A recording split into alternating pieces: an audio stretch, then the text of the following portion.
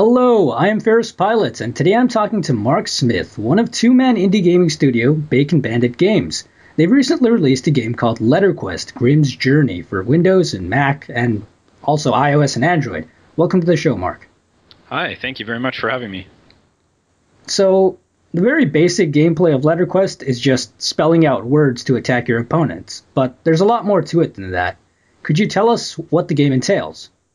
Absolutely. So, in 3 words, we like to sum it up as Scrabble meets role-playing game. Or, I guess that's a lot more words, but Scrabble meets RPG. So, basically what we mean is you get a little grid of letters, and using those, you're spelling out words, and those become your attacks. And the combat plays out a little bit like a turn-based role-playing game. And so you play as Grimm, and later on Rose, a second character, that are little Grim Reapers that are basically out to hunt and defeat these monsters and ghosts that they encounter. Could you tell us about some of the features, especially the RPG elements, because that's my personal interest? Sure, absolutely. So we wanted to put in a lot of longer term stuff so that people can upgrade their character and get different things that they can unlock and everything. So right away we thought about putting in an upgrade system, and so we've got upgrades to your health and your armor and attack, and then some slightly more obscure ones, like you can actually upgrade how much money you're earning, different things like that from the little pile of gems at the end of a stage. And then we went a little bit further as well, and we have custom books that you can have. And so the way that the books work is you can equip those, and they give you unique little bonuses, and those also gain experience points and can level up. Then there's also upgradable weapons for the characters that have unique effects and look different. There's some special items that do really cool little things, like maybe let you preview how much damage you're going to do to a monster with a word, which is really helpful, obviously. And then as well, there's also just some letter tile looks, so you can make them look like they're more plasticky tiles or wood or different things like that, because we really wanted people to be able to customize the game to how they want it to look. All right, and could you tell us about a few of the different stages? Because I know once you beat a stage for the first time, you can also do other versions of the stage to unlock more stars. Yeah, so every stage actually has 4 stars that can be earned, and unfortunately for us, it's caused a bit of a headache because a lot of players these days are conditioned to think, oh, a star system, so that's based on how well I've done. And so they'll play the stage, the very first stage, they'll get 1 star and think, oh, I guess I didn't do very well. So they'll replay it, trying again, thinking, oh, hey, I'll get better, I'll earn 2 stars or 3 stars, and then they just kind of finish the stage again. And so we added in a couple tutorials, and that really seems to have helped, where we just kind of point that out to them. So the way it works is that the first star in every stage is just beat the stage. So that's defeat all the enemies, get through the treasure chests, and basically reach the end of the stage. The second one is a little bit trickier. It's time-based. So what happens is you've actually got a time limit, and you've got to play as fast as you can so that you can get through before you run out of time. The third star, we really changed it up, and basically it's different for every stage. And so they're just unique. We call them a challenge star. And so these are things like, oh, hey, you only have 4 words to beat this stage, or all the enemies have 3 times more health, or different stuff like that, so that we were really able to play around with it. And then the 4th star is actually, we call them crystal stars, and those ones we really went way out there and just decided, let's make these really challenging, because one of the complaints we had in the early version of the game was actually that it was too easy for a lot of people. So we added in these crystal stars as a way to give them a challenge, and what happens in the crystal stars is all the enemies are always way more difficult, and in addition to that, every single one has a unique weakness. So this might be something like, this monster takes more damage from exactly 6-letter words, or this monster doesn't take any damage if you use a corner letter on the board. Different stuff like that. So it's really a neat way for people to play and see, oh, okay, it forces you to try something different. And I think that's worked out really well. Yeah, it does add a little bit of variety to the gameplay. And I must say, based on my first experiences, LetterQuest feels very polished. I was a little surprised when I learned it was only made by 2 people, and I guess 3 if you count the music as well. So what are some of the things you did to achieve this level of polish? First off, we spent an awful lot of time on it, honestly. So the way our company works is that I am doing this full time. So I quit my job and moved back to Manitoba from London, Ontario, about just over 2 years ago now. And I was doing some contract work and different stuff like that for about 6 months after I moved back, and then decided to start up this company, Bacon Bandit Games, that we have now. And we thought we should make a game. So So basically, what's happened is I've been full time the whole time. So this is all I've been doing for about 18 months now. And then our artist, who's handling all of the artwork and the game design, he's been doing this part time because he actually has a full time day job. So to get the polish we've got was just an awful lot of time. We have bothered every family member and friend that we know of early on to get their feedback, and then anybody else that we could get to try the game out, and we've just constantly been iterating on it. So, you know, we put a new build out to people and, hey, this doesn't feel right, or this doesn't quite look good, and stuff like that. And actually, a lot of people will know if they played the early version on mobile, it was very, very different than what you see now. So we actually, after we launched on mobile, about 3 weeks later, a month later, we redid the entire UI, because it was the one thing we really weren't happy with. It didn't look like what we wanted it to. We just didn't have time to do it earlier on. So we fixed that up. We've done a lot of polish passes on things like after the game was released on mobile, lots of updates. The crystal stars weren't even in the game when we shipped it, things like that. So we've really just put a lot of time and energy into making it as polished as we could. And I think that shows, and that's really good. And we're very happy that it turned out that way. So you mentioned you and Jake became a team in London, Ontario. How did that come about? We were actually both working together at the same game development company, and Jake left about, I guess it'd be about a year before I did, to go work at a different company. And then myself, some family issues came up because my family's actually back in Winnipeg, so I moved back here. But the whole time we'd worked there, kind of we were pretty good friends and just got to talking a lot and stuff. And then, you know, after I moved back to Manitoba, we both started talking and thought, you know what, I think maybe we should make some games together and try this out. And so then we decided to start a little company, and away we went. So how did you come up with the original idea for LetterQuest? It seems like a pretty unique concept. It is. There's actually, you know, a lot of people will probably be aware, and we've had some comments about that too, that some people think it's really unique, and other people compare it to Bookworm Adventures by PopCap, which it actually is similar to that.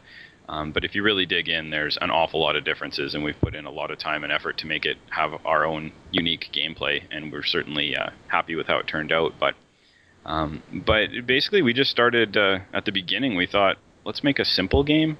And I think a lot of game developers, especially for their first game, start out that way. So we thought, let's come up with something that we can, you know, crank out in 3 or 4 months. And so our initial idea was, what if you had, you know, turn-based role-playing game style thing where the combat was just done with spelling? And originally it was a time-based game. It was very roguelike. You know, you would encounter little shopkeepers, upgrade your stuff, you would die, and then start all over. And while it was interesting, pretty much everybody that we gave it to try really wasn't a fan of the time-based gameplay. There was a lot of, I guess, stress. You would watch people play, and they were having less fun and more just literally being stressed out at the fact that they had this time limit hanging over their head.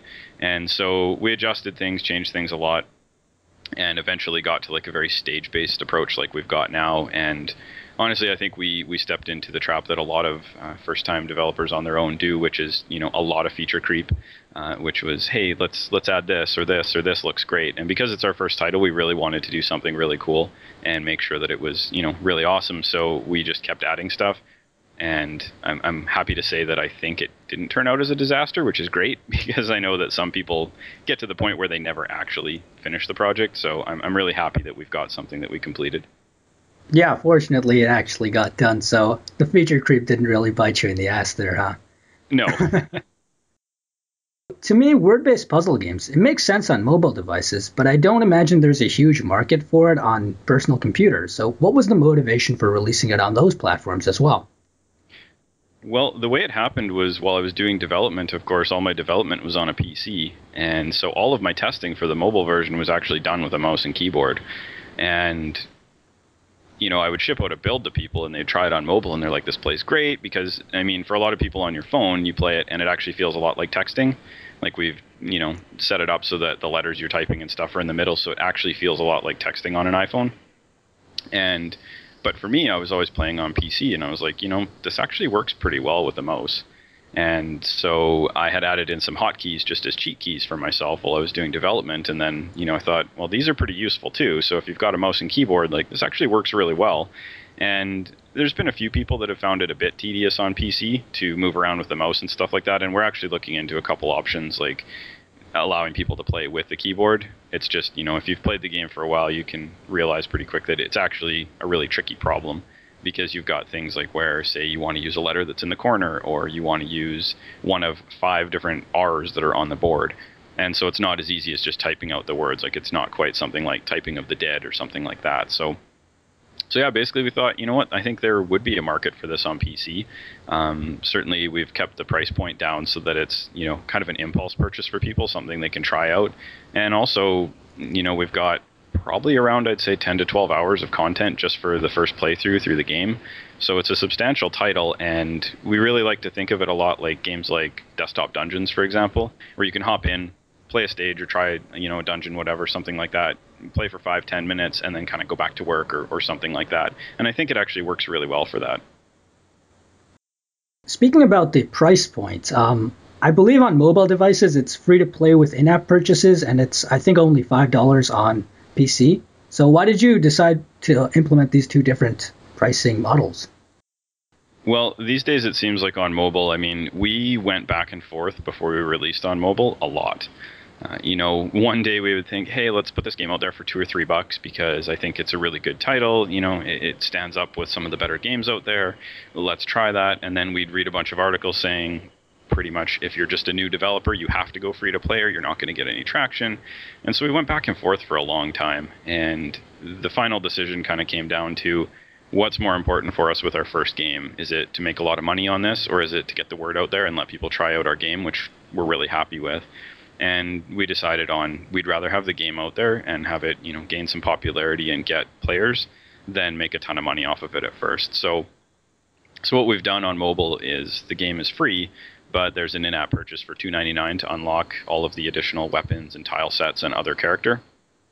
So $3 isn't bad. We figured that we were pretty happy with that. And there's a little bit of balancing differences between the mobile and the PC version, which, any game that kind of goes from free to play to premium will do that if they do it properly. So we decided on $4.99 on PC, actually.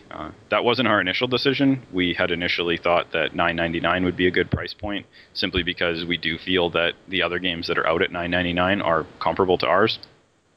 But after doing a little more research and spending a bit more time with it again, we kind of came back to the same conclusion we had on mobile, which is we'd rather have more people experiencing the game and being able to pick it up and try it than we would make a ton of money off of this. So let's get it out there. Let's put it at a pretty cheap price. And, we spent almost 4 months full-time work doing modifications to make the PC and Mac version. So we figured that bumping up the price from, around $3 for that in-app purchase to $5 seemed pretty fair to us given how much we've added. That really makes sense to me, but do you think part of it is because maybe people on PC, if they buy a small indie game, they're not necessarily wanting to purchase microtransactions and things like that? Yeah, we didn't want to mess around with doing free-to-play on PC or Mac. Right from day one, we are much more comfortable designing and developing for a premium game. I'm personally have a hard time deciding on what to make as an in-app purchase, what parts of the game to cut out, things like that. I don't really like doing that design. I'm very much happier creating a game just as a standalone product. So it was kind of a breath of fresh air, honestly, to bring it to PC and Mac and say, you know what, it's got one price, everything's there, all the updates will be free, everything we add will never cost anything to anyone. We can balance the game really well. We can put a lot of time into that, and that was actually a much better experience, I think, on the development side. Where do you see yourself going from here? Well, we're currently working on another game. It's very early, I would say, so it's not quite at the point where we'd like to announce it or really tell anybody any details about it, but we are trying to work on another game. Right now, everything is super busy because I'm trying to track down a lot of press coverage. Letterquest is actually also on Steam Greenlight, so we're trying to get some traction there. We're doing pretty well now. It's picked up a bit of steam, no pun intended, but it's actually doing quite well now. So we're hoping to get through there And so that's really what's happened, is it's become, full time for me marketing right now. As any indie dev, I'm sure, will tell you, is once your game is out there, a lot of the real work begins in trying to get people to cover it and talk about it and purchase it. So that's kind of where I'm at. I'm struggling between full-time marketing and trying to find time to do development and game design for a new title. But we're definitely looking to have a new title out there, potentially a LetterQuest sequel sometime, if that makes sense. I mean, if we get enough sales and enough people are asking for it, it's something we're definitely willing to look into. But for now, we're actually looking to do, probably it'll be another mobile game, and it will likely come to PC as well. But we'll try and do this time likely a simultaneous launch instead of like 3 or 4 months after. Okay, and is there anything else you'd like to mention? I'm not entirely sure. Basically just, I'd love it if anybody would try the game out. And we've got a downloadable PC demo if anybody would like to give that a shot. We also have a web demo. They're very similar. The only difference being the downloadable one, you can obviously run it without being on the web, which is a little bit nicer for some people. And it's a little bit... it looks a little bit better, and the music is a little bit higher quality, but yeah, certainly just would love it if anybody would give it a shot, and would appreciate any votes on Greenlight, of course, as well. All right, Mark, thanks for coming onto the show. Thanks for talking with me. And to my viewers, I would like to say, check out the game, check out the demo. I'll put a link to it in the video description. I'll also throw a link down to their website and also the Steam Greenlight page. So if you're interested, definitely check it out. I had a lot of fun playing it. I didn't expect much, but I was pleasantly surprised. So do give it a shot. And thank you very much for watching. I will see you next time. Goodbye.